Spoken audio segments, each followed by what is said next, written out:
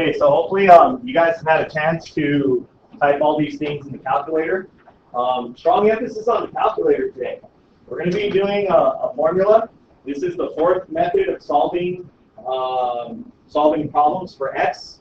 The method that we're going to do today is called the quadratic formula, and what I actually had to do to start off with the bell work is a part of the quadratic formula. So not only are we going to talk about the quadratic formula, but we're going to talk about a smaller part of it. That's it's called the discriminant. So I'm going to teach you today like how to tell what all that stuff means when you calculate it, because there is a connection between these answers and then the pictures that we get out of these graphs to these equations. So real quick, what did you guys get for the first one? How much? 25. I think it's going to be 25. Positive 25. So just make sure you're typing it in right, because that's the only way that this could go wrong, is if you don't type it right. You have to make sure to use parentheses, and don't forget your negatives. Usually that's what happens when people mess up, is they forget to put the negative in there. How about the second one? This is exactly 0. And then the third one? Negative 124. Okay, let's see. So here's the deal. I gave you 3 different problems that gave us these 3 different types of answers. And what you don't know is we can tell a whole lot about what the picture of the graph is going to look like just based on the type of problem or the type of result that we get. So let me tell you a little bit about what it is I just had you do. You guys didn't really know it, but what you were doing was calculating the discriminant. If you notice that formula right there, that's the formula that I put in the top on the bell work. So basically what that does is it gives us 3 different scenarios. Based off of these 3 different scenarios, that is directly connected to the x-intercepts of the graph. So you should be able to tell how many x-intercepts your graph has just by knowing the type of answer that you have for your discriminant. So I'm going to write that down. I think that's important. The discriminant tells you how, bless you, many answers / x-intercepts the graph will have. So the main idea about the discriminant is, if I give you, let's just say I gave you an answer, and I told you that the answer was 10. Just based on that type of answer, you should know how many different times it's going to hit the x-axis. So I'll summarize that sort of like with these pictures down here. We're going to go through the 3 different types of scenarios that could happen. We're going to talk about the number of solutions it's going to have, and then we're going to tie it all into the picture. Let me also say this about the discriminant and the quadratic formula as a whole. I don't know if you guys noticed this, but this right here, this is the quadratic formula. Inside of the quadratic formula, you'll see the formula for the discriminant. It's a part of a bigger formula. So when we know just the answer to the discriminant, that's how we can tell how many answers that we're going to get, because it's all based off of the rules for square rooting. Now the other thing that I was going to say is this stuff only works on problems that are raised to the 2nd power. So they have to be quadratic equations in order to use the quadratic formula and in order to use the discriminant. If this said x to the 3rd, we couldn't do it. If it says x to the 4th, we couldn't do it. It has to specifically be an x squared problem. That's the only way these formulas will work. Okay. So in the chart on the bottom, I've got 3 different scenarios. They're the 3 basic scenarios that we saw up above. So in the example part, this is the part where they're calculating the discriminant.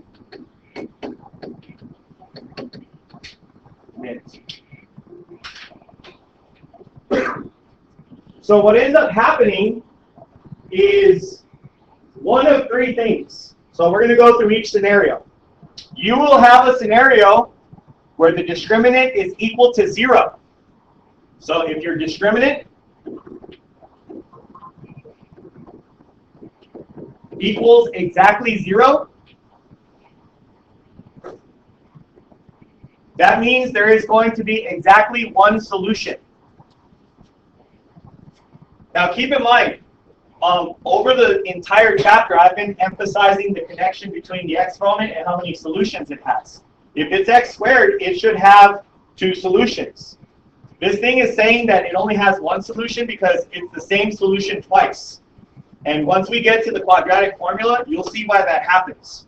By the way, right here where it says number of roots, these are also called solutions or x-intercepts.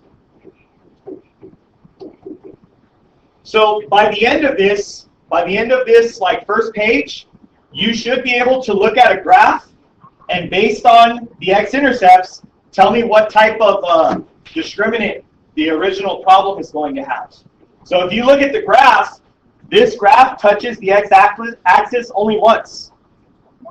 The reason why that happened is because the discriminant was 0. Anytime the discriminant is 0, the graph will only touch once. So I'm going to put that over here. This right here means 1 intercept.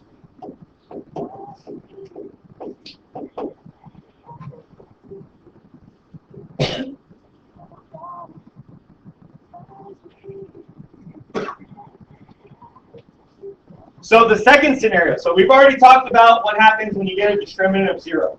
The second scenario, if you guys look at the third column over here, they get an answer of 12. Now I don't care that it's like a double-digit number. What I care about is this discriminant. Oh, I spelled it totally wrong. I was going to abbreviate. I'm going to say that this discriminant is positive. So anytime you get a positive number, that means that you're going to get 2 x-intercepts.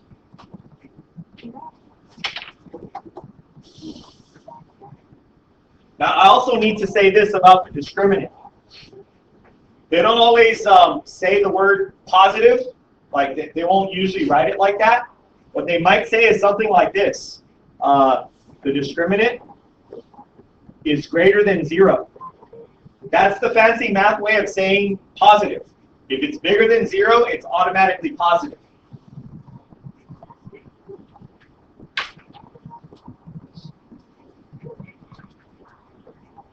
And then your third scenario is when you calculate the discriminant and you end up with a -4. And I don't care that it's a 4, I'm just talking about the negative. So that's your third scenario. If your discriminant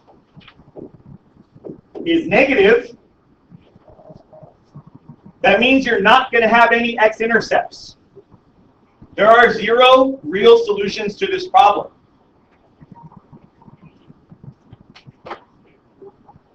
Now, I will also say this, though. The reason why there are 0 real solutions is because they are actually imaginary. Imaginary means that when we do the formula, it's going to give us an I. I's can't go onto the graph paper because graph papers only graph real numbers, at least the ones we use. So you can see right here, this one, it does not touch the x-axis at all. So anytime your discriminant is negative, that means that your parabola is either going to be above the x-axis going away from it or below the x-axis going away from it. So it's never going to touch it. When your discriminant is positive, that just means that it's going to hit it twice. Now keep in mind too, the discriminant doesn't tell us what the answers are, it just tells us how many answers there are. Now the reason that it works out like that is because of where the discriminant is located. It's all tied into this, this bigger formula, the quadratic formula. You guys look at this quadratic formula. If you get a 0 inside of this square root in this spot right here, if it turns out to be a 0, and the first part says to take that number and add 0 to it and subtract 0 to it, it's going to give you the same number. So that's why there's only one solution. It's a repeat solution, but it's still kind of considered like a double root, but we say it's just one x-intercept. If that was a negative, well then we end up with an I. And that's why that can't be graphed, because I's don't go on our graph papers. If that's an actual positive, I don't care what type of number it is, like Sometimes it could be a perfect square, sometimes it might not be. All that means is it might end up crossing the x-axis twice, either at a whole number or at a decimal. Your whole numbers would happen if this what is this called? The discriminant is a perfect square. It crosses at nice numbers like -1 and +4. If that discriminant is not a perfect square like 17, it's just going to cross at a decimal. But you don't even have to know that part.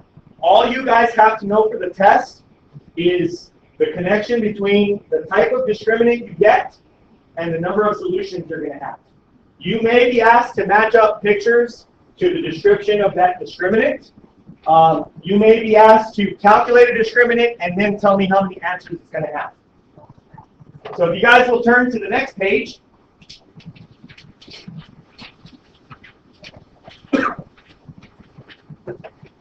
This right here is a fancier version of what I just showed you. It's going to go through all three scenarios, but we're also going to review parabolas just a little bit because you guys should know some basic stuff about parabolas based on, I think it was like Unit 0 that we started talking about parabolas. So let's take a look at what this first part says. If we take a look at this parabola, and we're talking about the A right now. Don't forget what this means right here. Anytime it says greater than 0, that just means it's positive. So if the front number in front of your x squared is positive, which way is your parabola going to open? Is it going to open up or down? If the front number is positive, which way does it face? It's going to face up. That's some chapter 1 review. So our parabola is going to face up. So they give us 3 different scenarios, and they want us to draw what the solution could look like, or what the graph could look like. So let's talk about what the heck this means. So this right here, that's your discriminant. And they're saying bigger than 0. So this is basically saying that the result is positive. That's what that means. If we have a discriminant that is positive, that automatically means you're going to get 2 answers. So when you draw your shape, you have to draw a parabola that's facing up, and you have to draw it so it hits the x-axis twice. That's all of the information that we know at this point. And it doesn't matter how you draw it, as long as you touch the x-axis twice, because that's what the discriminant means. And again, I don't care where you put it. You want to put it over here? Go ahead. As long as it hits twice, all of these answers are correct. It doesn't matter where you put it.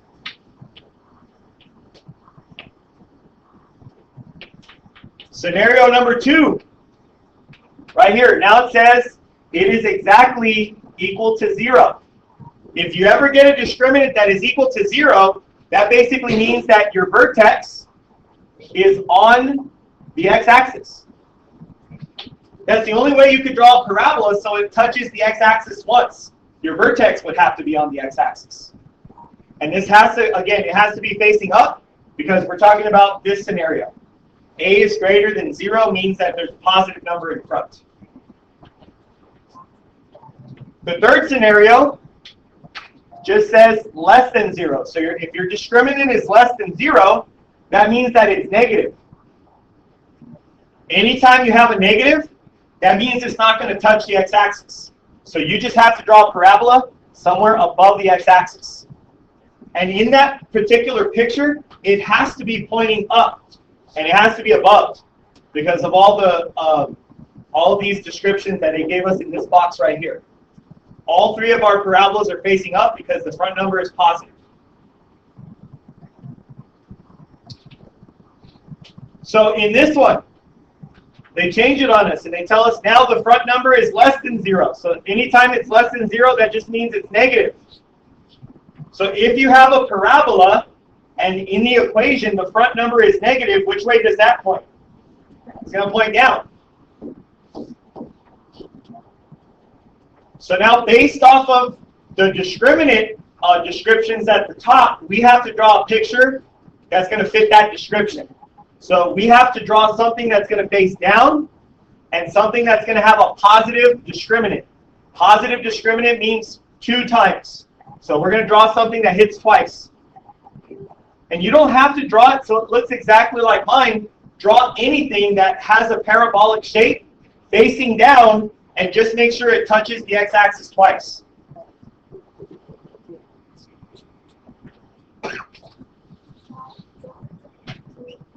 The next one. The second one says it's equal to 0. If it's equal to 0, it means that there's only one solution. So you have to draw something facing down, and the only way to draw a parabola facing down so it touches the x-axis once is to put the vertex somewhere on the x-axis. And again, you could put it over there on the right, you could put it on the left, you could put it in the middle. I don't care where you put it, just make sure it touches once. Because that's what the discriminant is all about. The discriminant tells us how many times it crosses the x-axis. And then the final one says the discriminant is negative.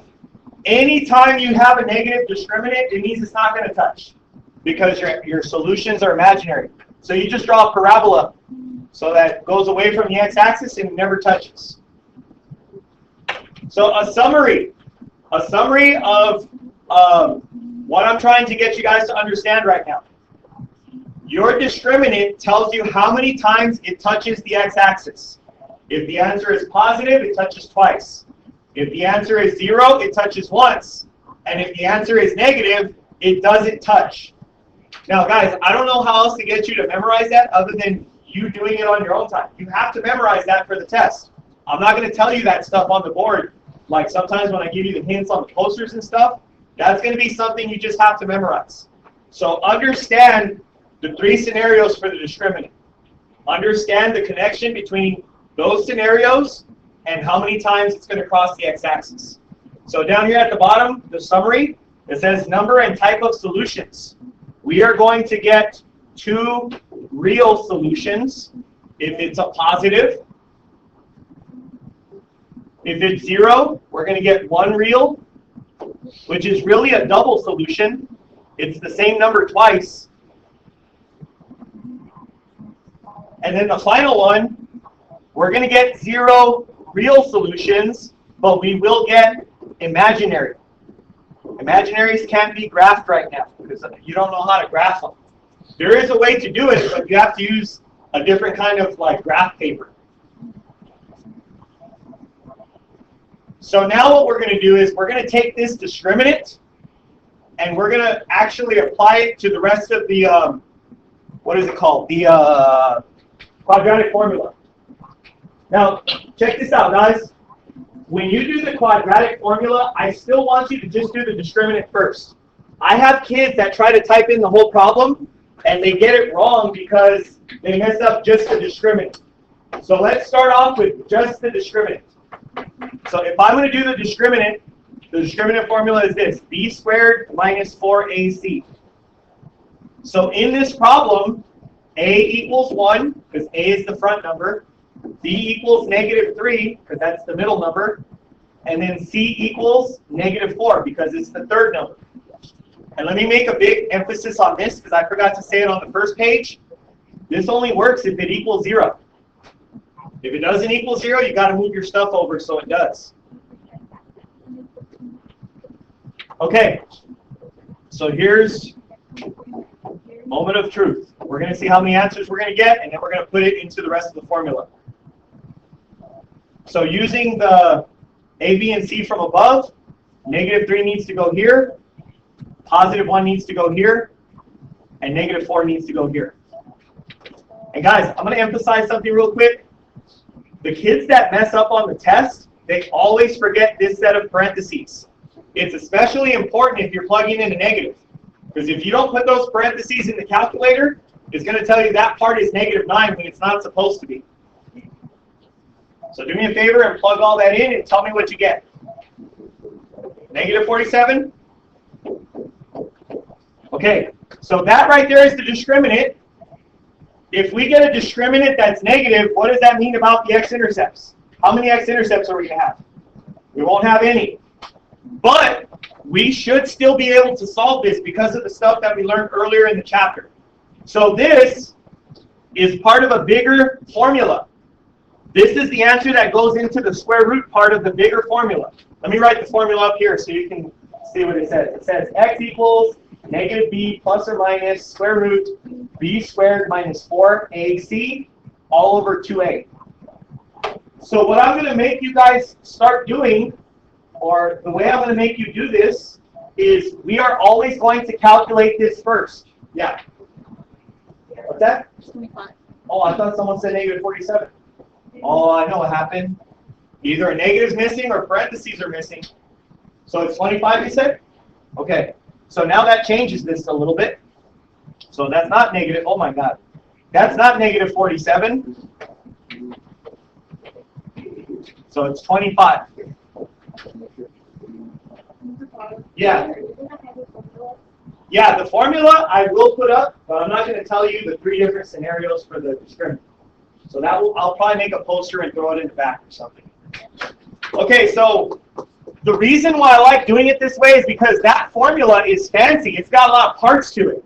So what we've just done is we have simplified it by putting, instead of b squared minus 4ac, just put 25 in there now.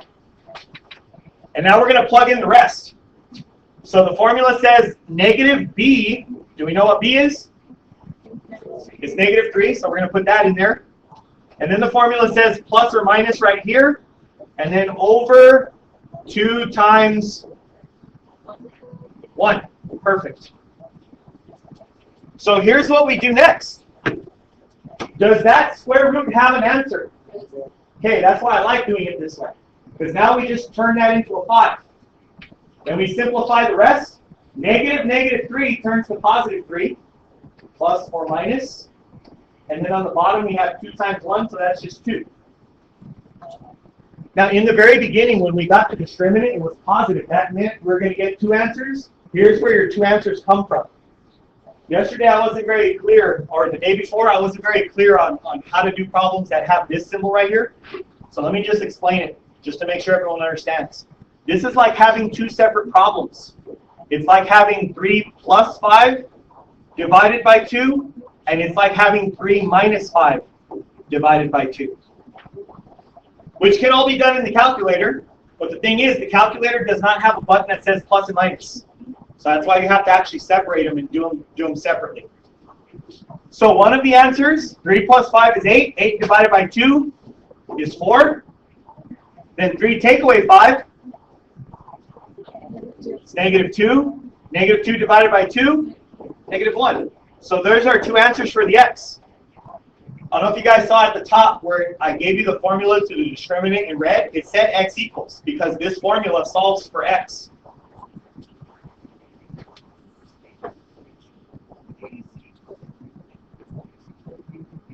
Hey guys, I have some good news and I have some bad news for you. Let me show you this real quick. So the problem that we just did, I'm gonna copy it over to this page. It's x squared. What did it say? I forgot already. That was fast, huh? Minus 4. Okay, so check this out. The method that we're using today is called the quadratic formula, right? Here's the thing about these problems. Some of these problems can be done more than one way, especially considering that we got whole answers like that, or integers. There's no decimals and no fractions. We could have also done it this way. X minus 4, x plus 1. So then we just solve this. X minus 4 equals 0. So x equals 4. X plus 1 equals 0. So x equals negative 1. So then I get people like, Mr. Parra, why did you show us that big long formula when we could have just done it like that? Well, it's not my fault. Sometimes they can be solved more than one way. And if you're good at recognizing it, well then don't do the big long formula. Do it by factoring instead. Let me tell you this about the quadratic formula though. The quadratic formula is the only formula that works on every type of problem. Factoring doesn't always work. Sometimes when you have this last number, sometimes you can't find something that makes the middle. So if factoring doesn't work, your next option is probably going to be the quadratic formula. So again, the quadratic formula is the one that will work on every type of problem there is. Even completing the square. You don't have to do it like that. You can always do the quadratic formula. So then the next question I get kids complaining about, well, why'd you make us learn all 4 if I could just do that last one? Well, guys, on the test, it's going to tell you to do it a specific way. If it tells you to do it this way, you have to do it that way. But if it doesn't say how to solve it and it just says solve, solve it whichever way you like the best. I don't care, as long as you can get to the final answer. Now, this is the last, last set of notes for the chapter.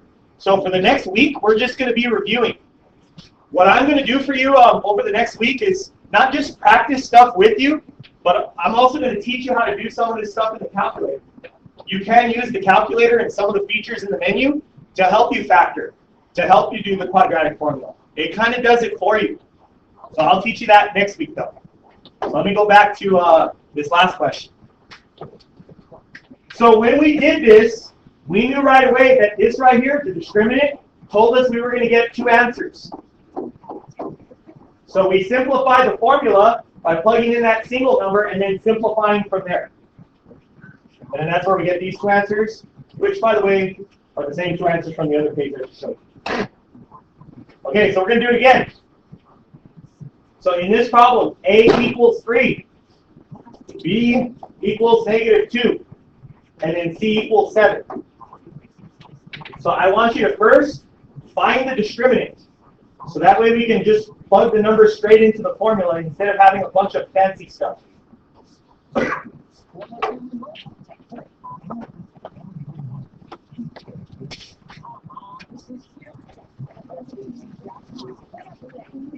So guys, did we all get the same answer? I hope so, because this is supposed to be the easy part. So let's see, we put in -2 in parentheses, then +3 and +7. Did you guys get a negative? Yes. So I think it should be -80.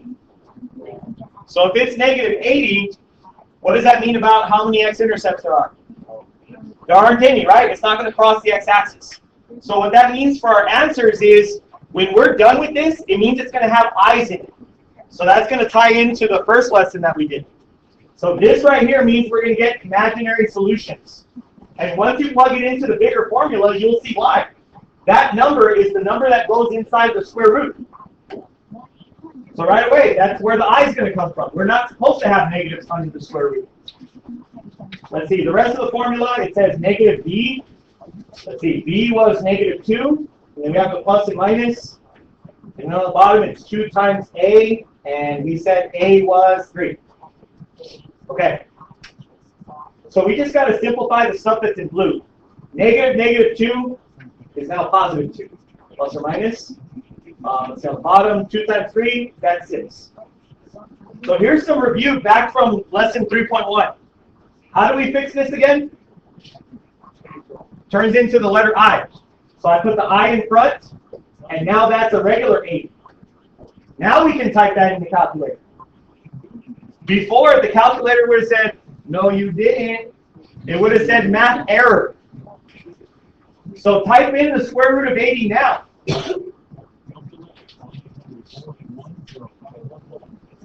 There's another square root. What was it again? Okay, so we're going to have 4i square root of 5. Now I'm going to teach you this all the way. Last year, I used to make kids stop here. Then on the CRT, they simplified it even further. So let me just show you these last couple of steps. When you have a fraction that has 2 things on the top and 1 thing on the bottom, that's actually the same as having them both over their own 6. So you can separate that 6 into 2 different ones. So now you can simplify these by dividing. 2 6 turns into 1/3.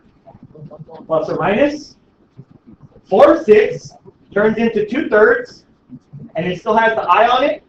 And it still has the radical 5 at the top. On the CRT, that's how the answers look. That's our final answer because we can't add stuff that has radicals and stuff that doesn't. So if you ever end up with a radical, you just leave the radical in your answer. We don't need decimals. Thank you.